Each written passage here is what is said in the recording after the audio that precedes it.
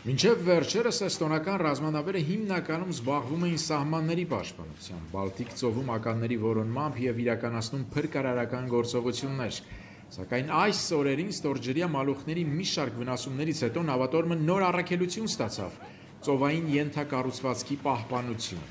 Էկրանին տեսնում ենք մեր շուրջը գտնվող բոլոր նավերը և դրանց մասին ամբողջ տեղեկատվությունը։ Սա օրինակ բարեկամական օբյեկտ է։ 2025 թվականի սկզբից այս ականորսիչ նավի անձնակազմը մասնակցում է Բալթիկ ծովի պաշտպանությանն ուղղված ՆԱՏՕ-ի գործողություններին։ Նրանց պատասխանատվության գոտին ձգվում է Էստոնիայի մայրաքաղաք Տալլինի նավահանգստից մինչև Ֆիննական ծոցի մեջտեղները, մոտ 2 ժամվա նավարկության ճանապարհ։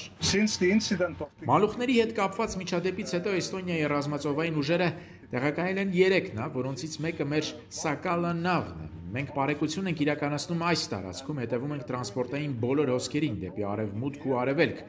2 ուղղությամբ։ 2024 թվականի դեկտեմբերին այստեղ վնասվել էր Էստոնիան և Ֆինլանդիան միացնող Estlink 2 էլեկտրամալուխը։ Այժմ Էստոնիայի ռազմածովային ուժերի խնդիրն է պաշտպանել Ֆիննական ծոցի հատակով անցնող երկրորդ մալուխը։ Եթե որևէ կասկածելի բան ենք նկատում, մոտենում ենք նավին և անհրաժեշտության դեպքում կապ հաստատում անձնակազմի հետ։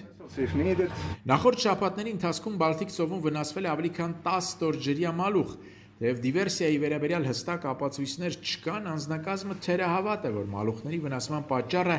պատահաբար ընկած խարիսխներն են։ Էստոնիայի զինվորականները հայտնում են, որ դիվերսիայի հնարավորության վերաբերյալ ակտիվ հետաքննություններ են ընթանում։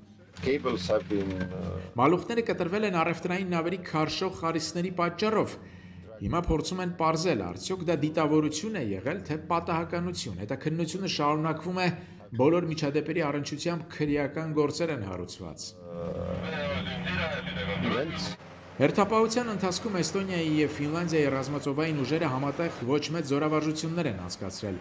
Փորձառու զինվորականների համար այն լրացուցիչ պատրաստություն է նշանակում։ Նրանք կարևոր առաքելություն են իրականացնում սկանդինավյան երկրները Բալթյան տարածաշրջանին միացնող կենսական նշանակության ստորջրյա կապուղիները վերահսկելու ուղղությամբ։ Ամերիկայի ձայն, Վաշինգտոն,